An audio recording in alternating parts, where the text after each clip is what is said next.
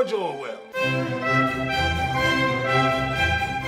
It's all gravy up at the Manor Farm till one night a prize boy by the name of Old Major has a trippy-ass dream. So this porker hollers at his animal homies to preach some of that raw gospel. Major say that men are the only creature on the farm that consume everything but don't produce nothing. Which means the only thing standing between the animals and righteous living is stepping to and stomping their two-legged oppressors. Rebellion, dawg! One night the animals rise up and kick Farmer Jones and his boys straight to the curb. Finally, the boss of their own turf, the animals redubbed this bad boy Animal Farm and lay down a new rap called Animalism. Up in this crib, the main verse is that all animals are equal.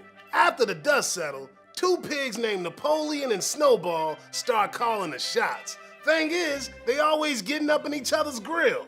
When some humans try to throw down and take back the farm, those animals don't play.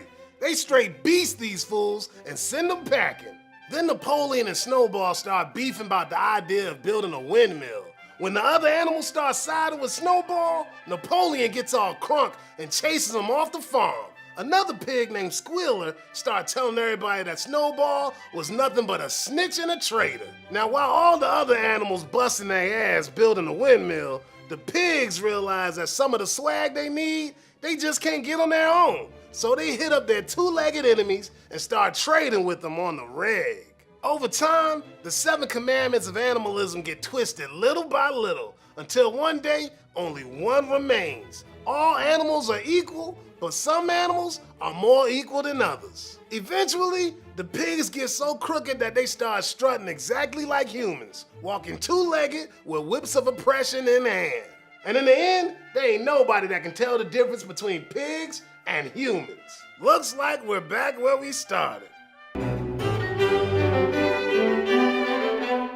Listen up, comrade.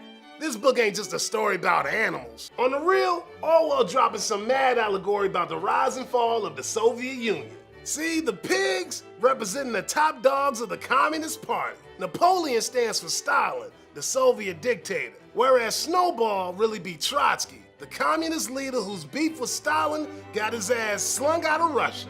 Squealer's smooth-talking tendencies representing Pravda, a newspaper that spit lies to the people in order to further Stalin's cause. Old Major is a mix of Karl Marx, the OG commie theorist, and Vladimir Lenin, the brain behind the revolution. When Old Major preaches to the animals, his rhyme got the same flavor as the end of the Communist Manifesto. The communists openly declare that their ends can be attained only by the forcible overthrow of all existing social conditions. Working men of all countries, unite. Also, the animals revolt in Chapter 2, echoing the Bolshevik Revolution of October 1917 against the Tsar, who beat Mr. Jones in the story. And the humans attempt to retake the farm in Chapter 4, repping the Civil War between the Russian loyalists and Bolsheviks in 1918. Now, of all things, why did Orwell use animals to chop game about the Soviet Union? Well, check this quote from Karl Marx's economic and philosophical manuscript of 1844. The worker in his human functions no longer feels himself to be anything but animal. What is animal becomes human, and what is human becomes animal. But Animal Farm ain't just going off about one point in history. This book offering some legit truths about all humanity. Cause no matter who you with, power can corrupt your mind. And even the realest homies like Boxer are liable to start worshiping a crooked ass leader. But you know what's mad ironic, B? If you keeping it literal up in here, the revolution that went down at Manor Farm was actually legit. By definition, a revolution ends where it began. Cause the porky players that started out getting fucked by their human oppressors are now the ones